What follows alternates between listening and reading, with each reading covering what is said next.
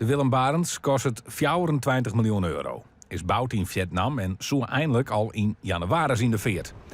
Maar op reis naar Haas roen het grutte wetterskee op. Dat moest eerst hersteld worden. Je hoort waar de boot eindelijk presenteert. Overal uitzicht. Hè. Nou, waar je staat in het schip zie je overal heb je een goed beeld van de omgeving.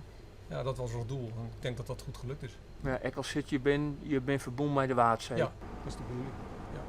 De veerboot vaart op milieuvriendelijke brandstof en er binnen meer zaken dat de kapitein Grutskop is. Het schip is een rempaard. Er zat heel veel vermogen in.